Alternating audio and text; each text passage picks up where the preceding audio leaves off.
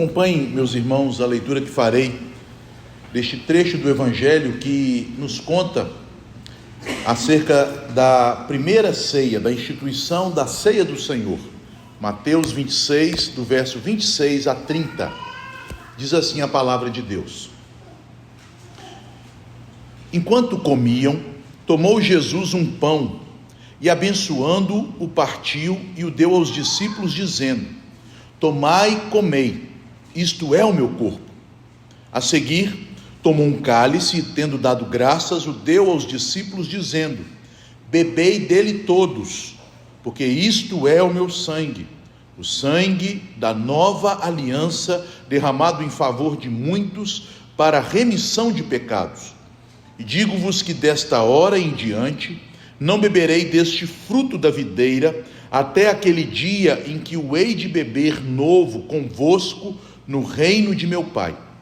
E tendo cantado um hino, saíram para o Monte das Oliveiras. Meus irmãos, é uma pergunta que os teólogos do Novo Testamento fazem, uma pergunta muito pertinente, é a respeito de quando começou a igreja do Novo Testamento.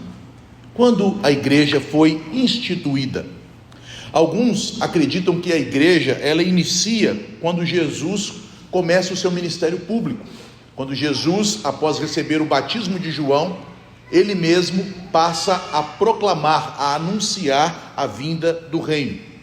Mas a maioria dos estudiosos tem uma opinião de que o início da igreja, e talvez você já ouviu a respeito disso, que o início da igreja se deu no dia de Pentecostes, quando o Senhor Jesus lá dos céus enviou o Espírito Santo, enchendo aquele cenáculo e enchendo a vida de seus apóstolos, e eles passaram a anunciar o Evangelho, primeiramente por meio da pregação de Pedro, quando milhares de pessoas se converteram ao Senhor. Muitos, ou a maioria dos teólogos, pensam que foi ali que a igreja começou. Mas, meus irmãos, eu, estudando sobre este texto, me convenci, principalmente por meio da exposição do reverendo Sproul, que a igreja começou aqui, quando o Senhor Jesus, naquele cenáculo em Jerusalém, se reuniu com seus apóstolos e, celebrando a Páscoa, instituiu a ceia da nova aliança, ou do Novo Testamento, já que a palavra aqui usada na língua original é traduzida nas versões mais antigas, como a corrigida, por testamento, também uma tradução correta, mas é a mesma palavra, nova aliança ou Novo Testamento. O reverendo Sproul diz o seguinte: quando lemos sobre a celebração no cenáculo e a instituição da ceia, é importante compreendermos que este não foi apenas mais um momento na vida de Jesus e seus discípulos, mas foi um momento de significado extraordinário, tanto na vida dele, quanto na história da redenção. Porque, meus irmãos, este momento agora é ordenado por Jesus como uma prática que deve ser recorrente na sua igreja. Jesus não mandou, não nos ordenou, não estou dizendo que é pecaminoso fazer isso, mas não há uma ordem de Jesus para que celebremos seu nascimento, para que celebremos o dia do seu batismo, para que celebremos os seus milagres, mas Jesus ordenou que celebremos esta ceia.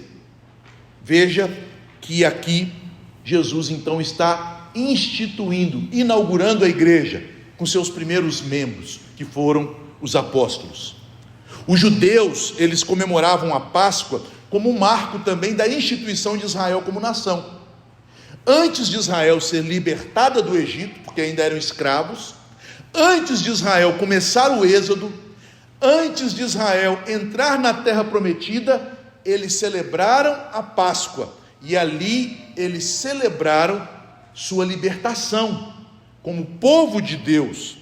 Da mesma maneira, hoje os cristãos comemoram a ceia para se lembrarem daquele marco inaugural, daquela primeira ceia que Jesus proclamou, que Jesus instituiu antes de ir para a cruz, antes de ressurgir dos mortos, antes de subir aos céus e de lá enviar o Espírito Santo, antes de nos fazer entrar à sua presença no reino de seu Pai, para cear conosco. Portanto, esta cerimônia que aponta para a redenção que seria realizada naquele dia, no dia da Páscoa. Esta cerimônia marca a inauguração da igreja, a instituição da igreja do Novo Testamento, desta igreja que não está mais limitada a um povo, a uma nação, mas é uma igreja católica, isto é, uma igreja que abrange todos os povos por meio da pregação do Santo Evangelho. Portanto, meus irmãos, este texto que narra a instituição da ceia do Senhor é fundamental para a nossa fé cristã. É um dos textos mais importantes da Bíblia, e é tão fundamental que quando a Bíblia quer destacar uma verdade, quando o Espírito Santo nas Escrituras quer destacar uma verdade, ele faz com que esta verdade seja registrada várias vezes. E este texto aparece neste Evangelho de Mateus, também em Marcos, em Lucas, e é repetido na primeira carta de Paulo aos Coríntios, no capítulo 11. Nós temos 4 registros desta primeira ceia, que foi instituída na última Páscoa do Senhor Jesus com seus discípulos. Meus irmãos, seria insuficiente também tratarmos deste texto apenas em um sermão. Quando eu chego em textos que eu entendo que são cruciais para a igreja, eu gosto de fazer séries de sermões nestes textos. Por quê? Porque este texto não é apenas fundamental, este é um texto difícil.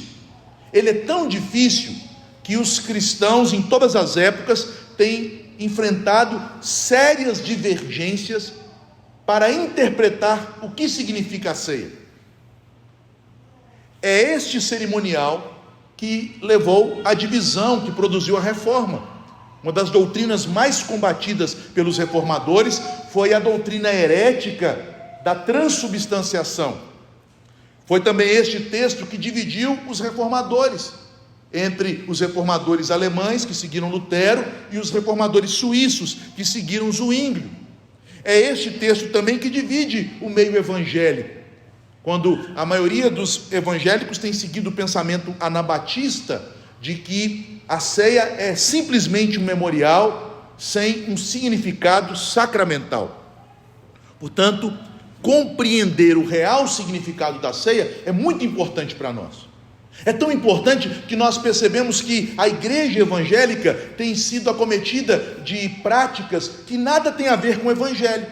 Eu, como pastor, sempre estranhei o costume das pessoas me pedirem: pastor, tem uma pessoa enferma, leve a ceia para a casa delas. Uma prática totalmente antibíblica, incorreta, mas que é praticada normalmente pelos pastores, como se a ceia fosse uma espécie de extrema unção, como se o sacramento pudesse ser celebrado fora do culto, como se Jesus estivesse aqui instituindo um sacramento particular, e não um sacramento para o povo da aliança reunido no culto. Então percebam, há ainda, embora conheçamos tanto este texto, há ainda na igreja cristã evangélica, mesmo nos meios mais bíblicos e reformados, dúvidas quanto ao significado e à prática da ceia do Senhor. Não é um tema que nós tratamos ao longo de um mês, sobre a necessidade de que a ceia seja celebrada com vinho e não com suco? Que houve uma deturpação da ceia no meio evangélico a partir do século XIX, quando os movimentos de prudência, esses movimentos metodistas, tiraram o vinho da ceia, instituíram o suco de uva, que nunca foi a prática dos judeus e nem da igreja ao longo de 1900 anos. Percebam como este sacramento tem sido deturpado, mal compreendido, mal interpretado e mal praticado. Por esta razão que nós vamos observar este texto por algumas semanas.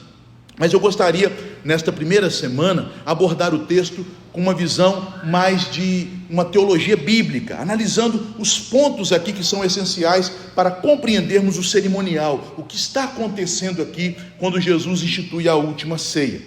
E podemos resumir que a ideia central nestes versículos é que a ceia do Senhor é o rito que institui a igreja da nova aliança.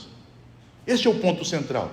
Com a ceia do Senhor, Jesus está instituindo por este rito a igreja da nova aliança, que foi prometida ao povo de Israel pelos profetas, em especial pelo profeta Jeremias. Vejamos, em primeiro lugar, o contexto em que a ceia é celebrada, o contexto da ceia do Senhor.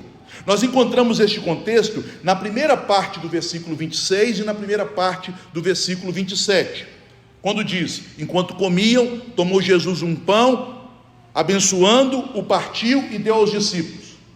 Até aqui não há nada de diferente do que era feito por todo pai de família em uma casa de um judeu no dia da Páscoa. Também no verso 27, quando é dito: a seguir tomou um cálice e, tendo dado graças, o deu aos discípulos. Naquela noite, todos os judeus piedosos tomaram esta mesma atitude. Pegaram o pão, o partiram, deram aos seus familiares, tomaram o cálice, abençoaram o pão, abençoaram o cálice e distribuíram para os convivas.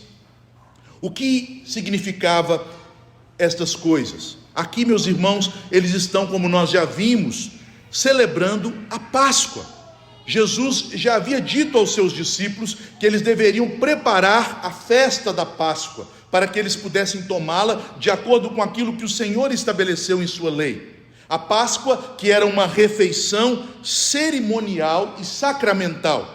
Não apenas uma refeição para alimentar o corpo, mas uma refeição que tinha um significado histórico, que apontava para a instituição de Israel como nação, quando Deus libertou o povo hebreu da escravidão no Egito.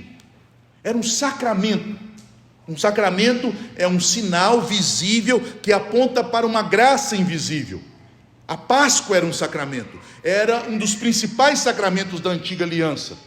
Um sinal que era acolhido por meio da fé, que representava, por meio daquele sinal, realidades espirituais que o povo judeu, o povo hebreu, o povo de Israel havia recebido do Senhor.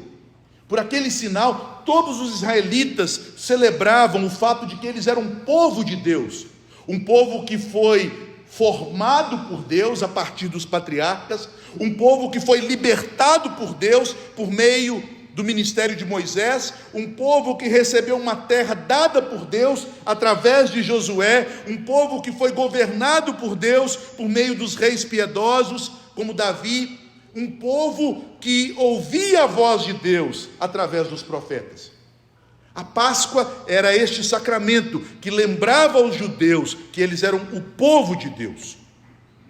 E os judeus comeram a primeira Páscoa, conforme o registro de Êxodo 12, antes de serem libertados do Egito. Antes deles receberem as promessas de Deus, eles comeram a Páscoa. Vejam, meus irmãos, como a fé, ela nos mostra coisas que para o homem parecem loucura de fato. Porque qual povo imaginaria que enquanto eles comem uma refeição, eles teriam seus inimigos derrotados e seriam libertados por estes inimigos? Olha, fiquem em sua casa, preparem o cordeiro, preparem os pães, preparem as ervas, comam esta refeição, e enquanto vocês comem, eu, Senhor, vou libertá-los.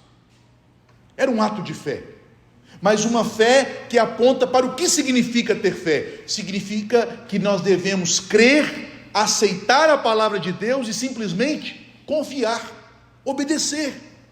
E eles fizeram isto. Naquela noite do dia 14 para o dia 15 do primeiro mês do calendário judaico, do dia de Nissan, as famílias assaram o cordeiro, não tiveram tempo de fermentar os pães, comeram os pães sem fermentos, os pães asmos, passaram nestes pães ervas amargas e comeram o cordeiro já preparados com suas vestes, com seus cajados e sandálias, para na manhã daquele dia de Páscoa serem libertados por Deus, começarem a receber as 4 promessas de Deus. As promessas que Deus havia dado ao seu povo por meio de Moisés, o seu profeta, e que começam a ser cumpridas na Páscoa, estão em Êxodo capítulo 6, versículos 6 a 7.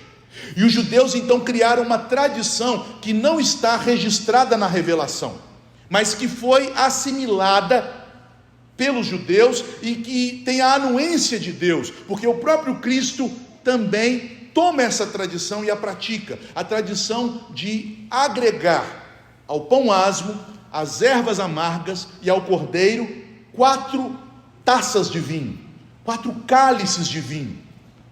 vinho que simbolizava o sangue da aliança, a aliança que foi feita com Israel, aliança que foi marcada pelo sangue do Cordeiro, que era passado nos umbrais das portas. Lembrem-se, meus irmãos, que na Páscoa original, na primeira Páscoa, eles tiraram o sangue e passaram nos umbrais de suas portas, mas nas Páscoas celebradas pelo povo de Israel, na terra de Canaã, este ritual não era mais necessário.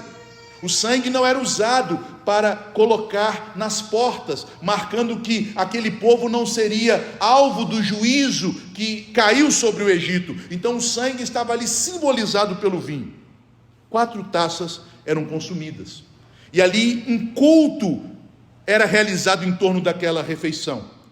O chefe da família, conforme está em Êxodo 12, dos versículos 25 a 27, ele, na Páscoa, ao tomar a refeição, explicaria o que cada um daqueles elementos simbolizava, as promessas de Deus que estavam ali sendo apontadas por aqueles elementos. Ele então transmitiria aquilo às novas gerações, para que os filhos já conscientes soubessem quem era o Deus deles. No texto de Êxodo 12, a partir do verso 25, está escrito literalmente isto: quando o teu filho então te perguntar o que significa esta refeição, papai, então o pai de família explicaria toda a história da Páscoa, e por fim eles se prostrariam e adorariam o Senhor. Era uma refeição sacramental, isto é, com significado simbólico de verdades espirituais. E era isto que Jesus estava fazendo enquanto comiam. Vejam, esta ação de comer não é uma refeição comum, é comer a Páscoa, é comer dentro de um culto, é se alimentar de alimentos que são usados em um sentido simbólico para apontar para o êxodo e a instituição de Israel. Mas agora Jesus começa a ressignificá-los, obviamente. No entanto, ele celebra a Páscoa antes de transformá-la na ceia. Havia, como eu disse, essa tradição de usar 4 taças de vinho para rememorar o sangue do Cordeiro, que deu ao povo acesso às promessas de Deus de Êxodo, no capítulo 6, versículos 6 e 7. E como são 4 promessas, cada taça relembrava uma das promessas. Então, conforme o rito judaico que Jesus praticou, porque nós temos textos históricos que apontam para este rito no Talmud dos judeus, na tradição judaica desde o primeiro século, primeira taça era tomada pelo chefe de família, e ele então explicava, abençoava aquela taça e explicava a primeira bênção. A primeira taça, a taça do Kedushá, que significa santificar ou separar, é a taça da santificação ou separação, que lembra a promessa de Êxodo 6,6: eu vos tirarei debaixo das cargas do Egito, eu vos separarei do Egito.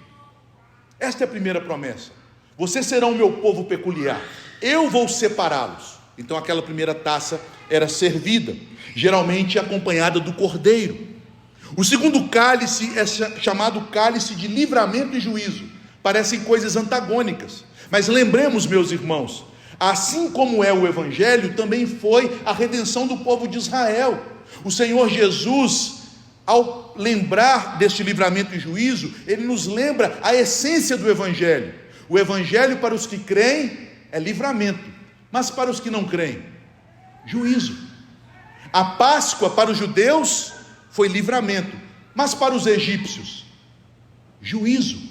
A segunda taça, então, lembra os hebreus da segunda promessa: eu vos livrarei da servidão.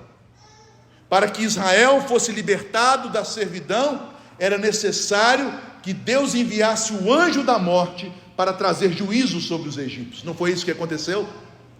Então havia a segunda taça. Tudo isto ainda nessas 2 primeiras palavras do verso 26, enquanto comiam, Jesus tomou a primeira taça, Jesus tomou a segunda taça, ele lembrou da promessa de Deus separar o seu povo do Egito, ele lembrou da promessa de Deus de trazer livramento ao seu povo por meio do juízo contra os egípcios, e então, antes de servir a terceira taça, era o momento de partir o pão. O pão era partido entre a segunda e a terceira taça. E aqui o chefe da família pegava o pão, e diz o texto, Jesus pegou o pão e o abençoou. A palavra usada aqui é eulogel, é louvar, bendizer. É a mesma palavra que aparece em Efésios, no capítulo 1, versículo 3, quando é dito, bendito seja Deus. Jesus, ele aqui está louvando, bendizendo a Deus pelo pão. E esta bênção na forma litúrgica da Páscoa, ela era dada da seguinte forma: bendito seja, ó Senhor nosso Deus, Rei do universo, que faz nascer da terra o pão. Antes de tomar a terceira taça, o pão era abençoado, bendizendo o nome do Senhor, que prometeu tirar o seu povo do jugo da escravidão e levá-lo para uma terra boa, uma terra que mana leite e mel, uma terra rica em sustento para o seu povo. E aí o pão era partido e distribuído. Bendito seja o Senhor que faz nascer o pão. Após a bênção do pão, é servido então o terceiro cálice, que é costumeiramente chamado de cálice da bênção. O próprio apóstolo Paulo o nomeia assim em 1 Coríntios 11. E por que ele é o cálice da bênção? Porque aqui é rememorada a terceira promessa de Êxodo 6, 6 e 7. A promessa da redenção.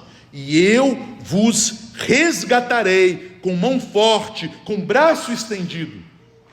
O cálice da redenção.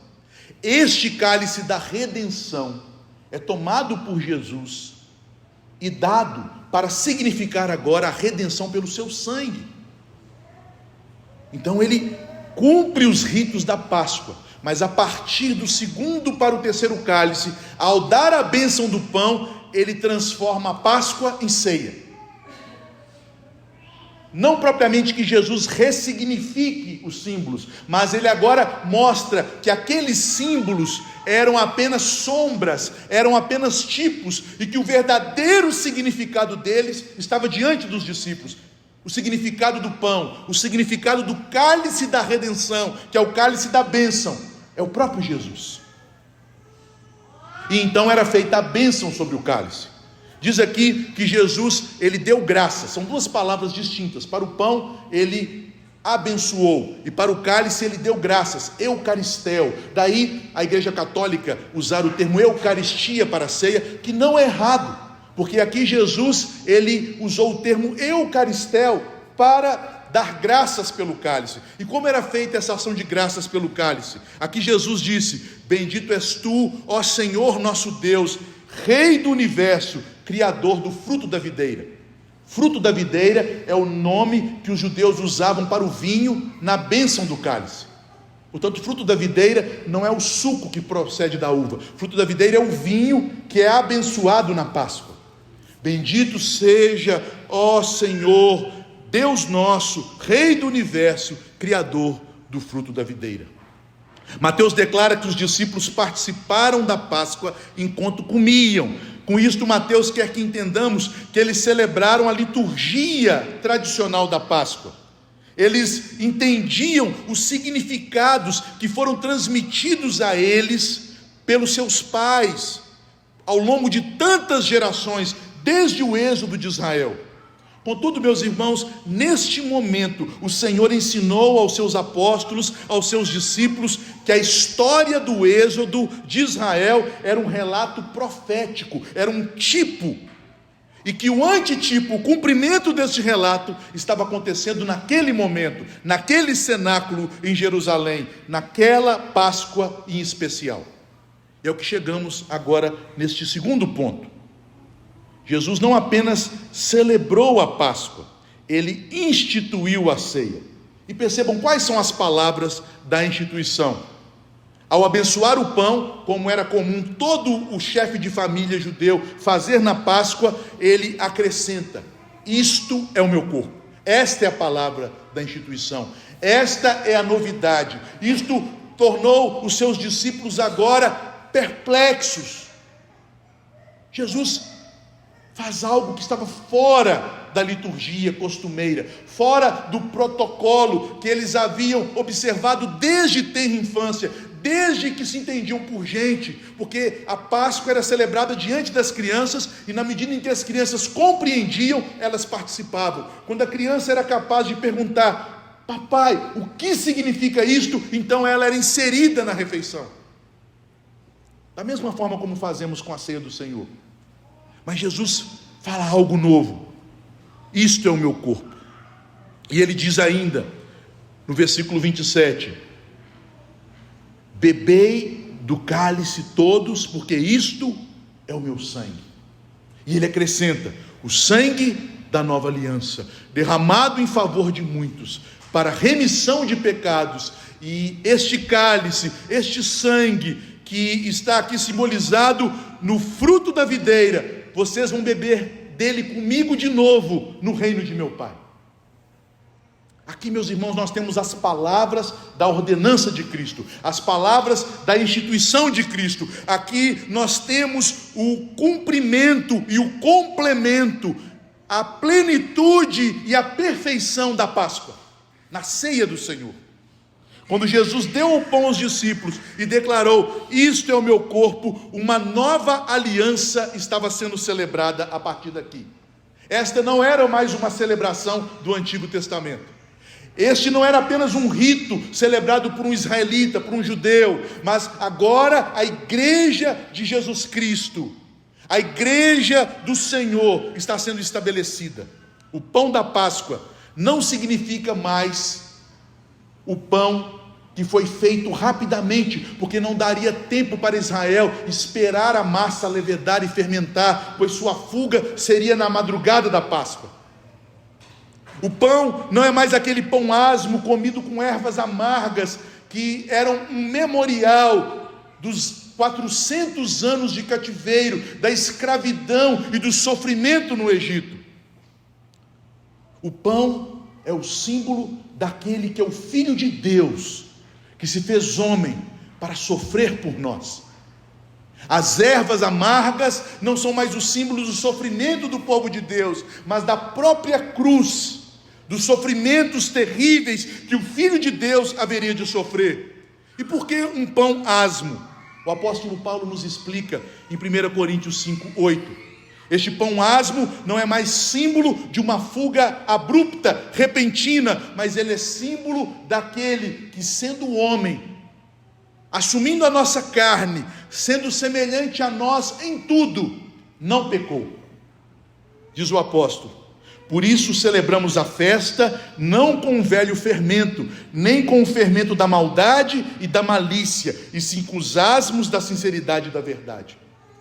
Quando os discípulos olhassem para aquele pão, que não é mais o da Páscoa, mas que agora é da ceia, eles deveriam lembrar-se: o meu Senhor, que é o Filho eterno de Deus, ele se fez homem, não pecou, mas sofreu mais do que qualquer ser humano, sofreu a ira do Pai contra todos os pecados dos homens, para me salvar. O seu corpo foi partido por mim, o seu corpo foi entregue por mim. Ao partir o pão diante dos seus discípulos e dizer: este pão é o meu corpo, Jesus quer que eles entendam que da mesma forma que aquele pão foi partido, também o seu corpo haveria de ser entregue para ser um sacrifício pelo qual eles receberiam a redenção. O pão, lembrem-se, meus irmãos, na Páscoa era tomado antes do cálice da redenção. E ele está dizendo: vocês vão ser redimidos porque eu sou sem pecado, eu tenho uma vida pura, e eu estou disposto a sofrer por vocês, e por isso vocês vão participar da redenção, por isso os seus pecados serão perdoados. Após partir o pão, o cálice da bênção, o fruto da videira é servido, e sabemos que esta era a forma que os judeus referem-se ao vinho na liturgia da Páscoa.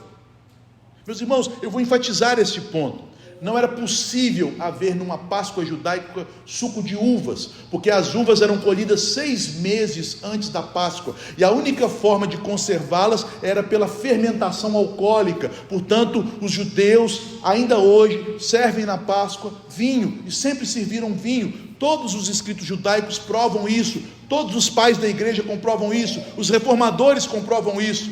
Apenas a partir do século XIX criou-se essa falsa teoria, por causa dos movimentos de temperança, que fruto da videira pode ser um suco de uva. De maneira nenhuma, era o vinho. O vinho simboliza a nova aliança, simboliza a alegria e a plenitude de vida. O vinho simboliza as bênçãos de Deus sobre a terra da promessa, mas agora o vinho simboliza o próprio sangue de Cristo. Mais importante aqui é esta associação sacramental do vinho ao sangue de Jesus. O seu corpo foi entregue por nós, para que ele possa derramar seu sangue. O sangue, na lei de Deus, é o símbolo da vida. Ele vai entregar e derramar a sua vida, para que pela sua morte, nós que estamos mortos em delitos e em pecados, recebamos vida eterna. Este é o cálice. E por fim, a partir do verso 28, quando nós encontramos esta explicação, por quê? Esta conjunção de explicação, nós temos o significado da ceia, sendo aqui dado aos discípulos pela boca de Jesus. Porque eles observaram aquelas coisas e elas ainda não faziam sentido para eles. O pão é o seu corpo, Senhor. O cálice é o seu sangue. O que isso significa? E o Senhor então, ao instituir, Ele dá um entendimento.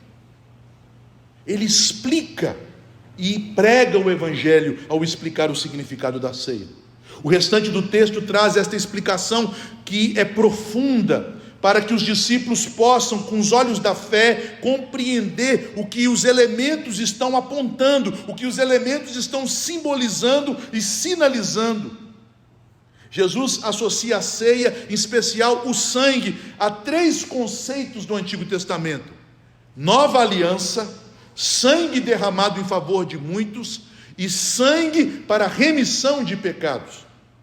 Há 3 conceitos que estão ligados ao cálice. Lembrem-se, o cálice da redenção. Aqueles que são redimidos, e a palavra redenção significa literalmente pagar o preço em resgate. Aqueles para quem Deus paga o preço por suas vidas, para resgatá-los, estes fazem parte de uma nova aliança. Estes recebem o benefício de ter um sangue derramado por eles, e estes agora têm a remissão de seus pecados. É interessante notar que esta associação de aliança com sangue, embora seja tão comum para nós crentes do Novo Testamento, não era tão comum para os judeus, para o povo de Israel. Há apenas 2 textos no Antigo Testamento que associam aliança e sangue de maneira literal. Um deles nós lemos hoje, Êxodo 24:8, quando Deus institui a aliança do Sinai, e após o Senhor Deus mandar Moisés construir o tabernáculo, e o tabernáculo ser levantado no deserto, erigido no deserto, representando a morada, a presença de Deus com o seu povo, para que o povo pudesse ter comunhão com Deus, para que Deus pudesse descer na nuvem de glória para dentro do tabernáculo e morar com o seu povo, foi necessário que Moisés pegasse o sangue, colocasse uma bacia, molhasse em um arbusto chamado isopo e aspergisse sangue no tabernáculo e em todas as pessoas. Elas foram aspergidas com sangue, e agora então Deus pode vir habitar com eles, e agora então eles podem entrar na presença de Deus. Este é um dos 2 textos que falam da aliança e do sangue. O outro se encontra na profecia de Zacarias capítulo 9, verso 11, que é uma profecia a respeito do Messias. Mas é interessante também nos lembrarmos do Salmo 50, verso 5, que nós cantamos esta noite, porque embora a palavra sangue não apareça, há ali no verso 5 uma alusão ao sangue, quando se fala de que Deus entrou em aliança com o seu povo por meio de sacrifício. A ideia que é fundamental para o Evangelho é que nós só podemos entrar na presença de Deus, nós só podemos ser reconciliados com Deus, que é santo, justo e perfeito, nós que somos pecadores, se houver derramamento de sangue. Sem sangue não é possível o homem chegar na presença de Deus.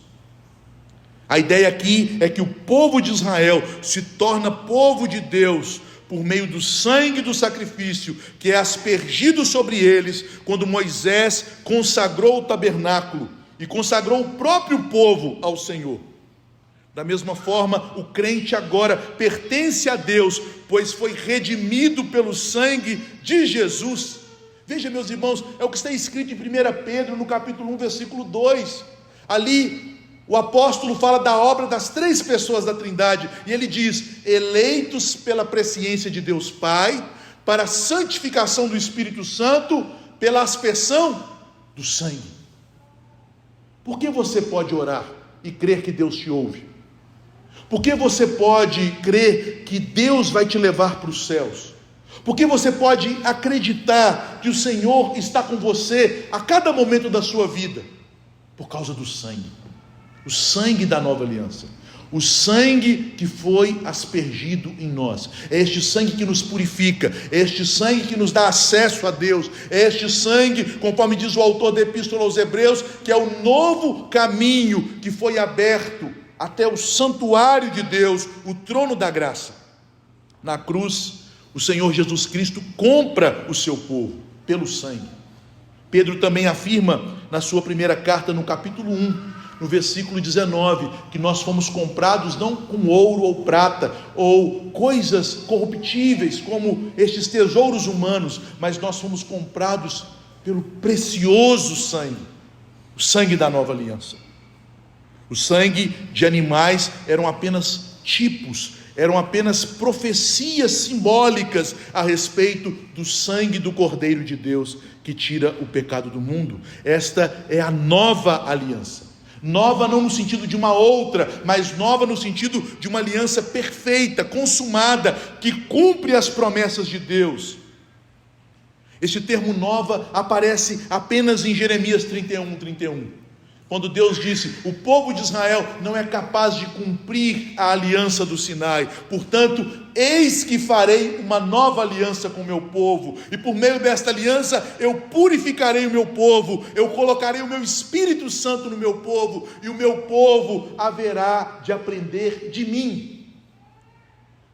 A unção de Deus, do seu Espírito, é derramada na nova aliança, por meio do sangue de Cristo, sobre o povo de Deus, no coração do povo de Deus. O segundo efeito do sangue é ser derramado por muitos, uma alusão ao sangue do Cordeiro Pascal, que era derramado, que era vertido e também colocado, aspergido na porta da casa do povo de Israel, na noite da primeira Páscoa. Aqui, meus irmãos, somos lembrados que o sacrifício de Cristo é substitutivo e suficiente. Ele morre por nós, mas Ele morre por aqueles que Deus escolheu. Esta é uma verdade incômoda, mas o próprio Jesus, o próprio Senhor, falou a respeito disso em João 10. Eu dou a vida pelas minhas ovelhas. E na oração sacerdotal em João 17:9, não rogo pelo mundo, mas por aqueles que me deste no mundo, porque são teus. O sangue de Cristo não foi derramado em vão. Todos aqueles por quem Ele morreu serão eficazmente chamados pelo Evangelho, serão habitados pelo Espírito Santo, convencidos de seu pecado, porque este é o ministério do Espírito Santo, e serão aproximados de Jesus. É o sangue suficiente para lavar o povo da aliança, um sangue que é suficiente para redimir aqueles que o Pai escolheu e tomou para si. E por fim, é dito que o sangue da aliança é eficaz para purificar os pecadores. Apenas Mateus nos lembra desta declaração de Jesus: é o sangue para remissão de pecados. Os pecados são cancelados, a culpa é coberta pelo sangue, Deus é satisfeito, a justiça de Deus é paga, e por fim o pecador é reconciliado. Meus irmãos, o perdão decorre da cruz, não da fé. A fé é simplesmente nossa obediência à cruz, nossa confiança na cruz, nossa mão que se estende para receber os benefícios da cruz. Mas o perdão vem da cruz. Se acharmos que o perdão vem da nossa fé, nós estaremos transformando a fé em uma obra. Mas pela graça sois salvos, mediante a fé, e esta fé não vem de vós, é dom de Deus, porque a graça vem da cruz. Quando Jesus diz que o sangue da nova aliança é para a remissão de pecados, Ele está declarando que Ele não morreu para que aqueles que creiam, se quiserem, sejam perdoados. Não, Ele morreu para perdoar. A sua obra é suficiente, a sua obra é eficaz. E se Deus te deu o dom da fé, seus pecados foram perdoados. Se você crê em Jesus, seus pecados foram cancelados. Sua culpa foi coberta. A justiça de Deus te pertence. A fé, meus irmãos, é apenas um meio para se obter o perdão, porque o perdão vem da cruz. Mas veja o que ele diz então no verso 29. Lembrem-se que a cerimônia da Páscoa judaica possuía 4 cálices. Jesus instituiu a ceia no 3º cálice. E o que se faz do 4º cálice? O 4º cálice é este cálice que nós tomaremos nos céus. Porque o 4º cálice aponta para a última promessa, a última bênção prometida ao povo de Israel, e por meio de Israel a nós que cremos, que está lá em Êxodo 6:7. Eu serei o vosso Deus, vós sereis o meu povo. É o cálice do louvor, é o cálice em que nós louvamos a Deus, porque os efeitos do pecado foram desfeitos, e agora nós temos novamente comunhão plena com o Senhor. É o cálice que celebra esta comunhão entre Deus e o seu povo. A antiga aliança não pôde cumprir esta comunhão, porque embora Israel tenha recebido a terra da promessa, e na terra da promessa o santuário, o templo em Jerusalém, em Sião, onde Deus habitaria com o seu povo, por causa dos pecados dos reis, dos pecados da nação, eles foram lançados fora daquela terra. Mas em Jesus nós recebemos esta promessa. A ordem, meus irmãos, que está aqui para o povo de Deus, é que em Jesus nós não apenas fomos redimidos e tivemos nossos pecados perdoados pelo seu sangue, mas em Jesus nós temos a promessa dos céus. Isto é o mais importante. Ele subiu ao Pai, e um dia Ele haverá de consumar o seu reino, e nós estaremos diante dele nas bodas do Cordeiro, e tal como ele celebrou a ceia com seus apóstolos, inaugurando a igreja, ele vai celebrar a ceia com todos os seus discípulos, no dia em que a igreja receber a sua vitória. Jesus neste ponto aponta para o céu, porque da mesma maneira que a primeira Páscoa foi anterior à libertação de Israel do Egito, e anterior à posse da terra de Canaã, a ceia foi instituída antes da morte do Senhor na cruz, e antes do dia da sua segunda vinda. Portanto, a ceia aponta para a cruz, onde temos a redenção, mas a ceia também aponta para a glória celestial, onde nós temos a consumação da bênção de Deus, quando Deus será tudo em todos. A ordem implícita de Jesus aqui é que os discípulos devem manter a celebração da ceia entre eles, mas que durante este período, até que ele venha, conforme está em 1 Coríntios 11:26, eles celebrarão a ceia, lembrando-se da cruz, mas na expectativa dos céus. O Senhor virá. A promessa nos foi dada e ela ainda não se cumpriu totalmente. Mas vejam, meus irmãos, este é o 4º cálice para nós, mas não para Jesus. O cálice do louvor, o cálice da comunhão que nós tomaremos nos céus com o Senhor. Este cálice é de louvor e comunhão para nós, porque o 4º cálice Cristo tomou na cruz foi o cálice da ira, foi o cálice que foi derramado sobre ele, cheio de espuma, um cálice terrível que ele tomou em sua morte, para que pudéssemos ser libertados, a fim de usufruir do cálice da comunhão. O texto encerra no versículo 30, dizendo que eles cantaram um hino. A palavra hino aqui é a palavra que fala de salmos de louvor. O que se cantava na Páscoa era o Halel, Halel é a palavra que é a raiz da palavra aleluia. Aleluia quer dizer louvai a Yahvé, ao Senhor. Halel quer dizer louvor. Eles cantaram os louvores que eram apropriados para a Páscoa, os Salmos 114 a 118. Portanto, esse versículo 30 deve ter durado quase 1 hora. Porque como eram cantados estes salmos? O chefe da casa cantava versículo por versículo, do Salmo 114 até o final do Salmo 118. E este canto era um canto de antífona. Como acontecia? A cada verso que era cantado por Jesus, os discípulos cantavam em coro, aleluia. E Jesus cantava outro verso e eles cantavam, aleluia. E Jesus cantava mais um verso e eles cantavam, aleluia. Resumidamente, o que dizem estes salmos? O Salmo 114 começa lembrando das promessas de Deus cumpridas para com Israel, quando eles foram libertados do Egito. O Salmo 115 louva a Deus, porque eles foram libertados dos ídolos para servirem o Deus de Arão, o Deus de Moisés. Os salmos também encaminham o povo a tomar o cálice da salvação, como encontramos no Salmo 116. E então, no Salmo 118, eles celebram o Messias pelos seus sofrimentos e pelo seu triunfo. E no Salmo 117, as nações são chamadas para louvar o Senhor. Foi isso que eles cantaram.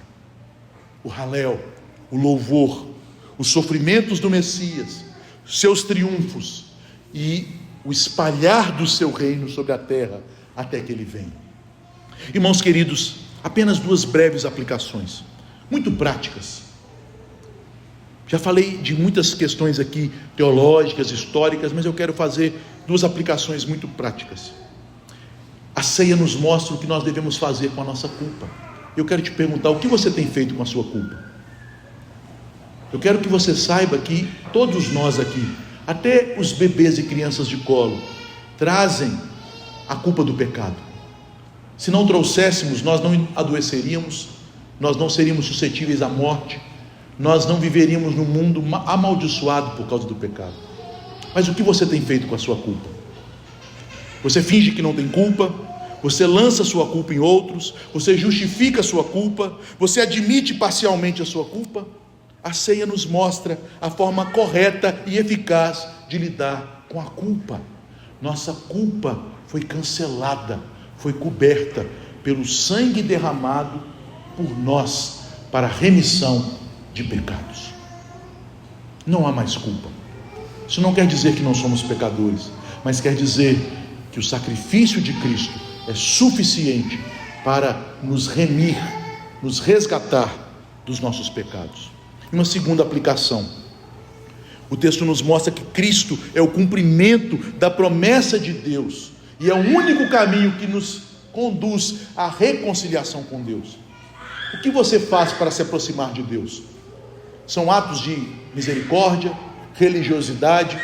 Você tenta fazer sua consciência ser convencida de que você é uma pessoa boa, que Deus te ouvirá? Saiba que não há outro caminho para que Deus te aceite, para que suas orações sejam ouvidas, para que você tenha acesso, comunhão e reconciliação com Deus, a não ser o caminho do sangue da nova aliança, a não ser o caminho que foi aberto por Jesus. Deus te ouve não é porque você é uma pessoa boa, porque, desculpe ser sincero, nenhum de nós é uma pessoa boa. Deus te ouve por causa do sangue de Cristo. Este sangue nos remiu, este sangue foi derramado, e por meio deste sangue nós fomos reconciliados, e um dia nós estaremos na presença daquele que derramou o seu sangue por nós. Que Deus nos abençoe. Fiquemos de pé, vamos orar.